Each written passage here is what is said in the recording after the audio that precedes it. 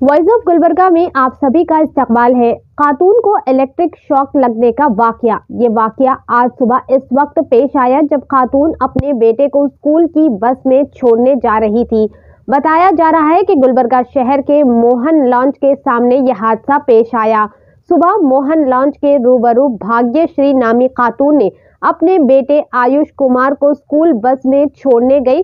जब स्कूल के नीचे इलेक्ट्रिक वायर गिरा हुआ था, खातून ने जब बस को छुआ तो खातून को करंट लग गया और वो जलने लगी।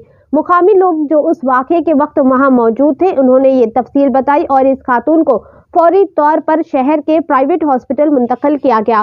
गुलबर्गा के police commissioner doctor Sharanappa ST ने मौके पर पहुंचकर जायजा लिया और हॉस्पिटल पहुंचकर तफसील हासिल की। साथ ही साथ गुलबर्गा शहर के साउथ एमएलए अलम प्रभु पाटिल भी मौके पर पहुंचे और मीडिया से बात की।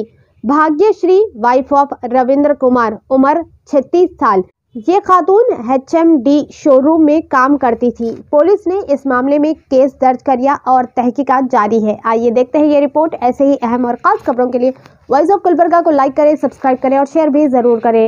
ಇವತ್ತು ಬೆಳಗ್ಗೆ ಬುದ್ಧಿಮಾಂದ್ಯ ಮಕ್ಕಳ ಸ್ಕೂಲಿಗೆ ಹೋಗ್ತಕ್ಕಂಥ ಸಂದರ್ಭದಲ್ಲಿ ಈ ಒಂದು ಘಟನೆ ನಡೆದಿರ್ತಕ್ಕಂಥದ್ದು ಭಾಳ ವಿಷಾದಕರ.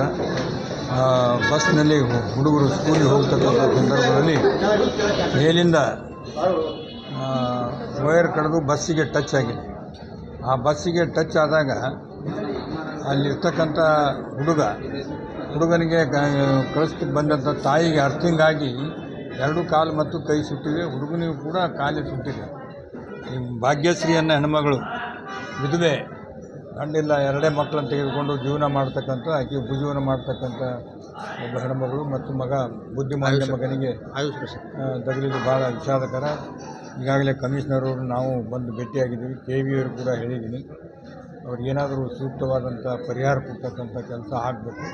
ಭಗವಂತನಲ್ಲಿ ಪ್ರಾರ್ಥನೆ, ತಕ್ಷಣ ಗುಣಮುಖ ಆಗಲಿ, ಆಗಬಾರ್ದು. ಮತ್ತು ಏನು ಯಾರು ತಪ್ಪಿಸ್ತಾರ KV ಅವರು ಅವ್ರ ಮ್ಯಾಗ ಕ್ರಮ ಕೈಗೊಳ್ಬೇಕಂತ ಹೇಳಿ ನಾನು ಈಗಾಗಲೇ ಮಂತ್ರಿಗಳಿಗೆ ಮಾತಾಡ್ತೀನಿ, ನಮ್ಮ ಉಸ್ತುವಾರಿ ಸಚಿವರು ಕೂಡ ಮಾತಾಡ್ತೀನಿ.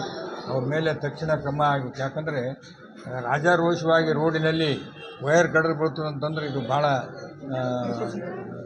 ತಪ್ಪು. ಇದ್ರ ಮೇಲೆ ಸೂಕ್ತ ಕ್ರಮ ಆಗಬೇಕಂತೇಳಿ ಒತ್ತಾಯ ಮಾಡ್ತೀನಿ ಸರ್ಕಾರಕ್ಕೆ.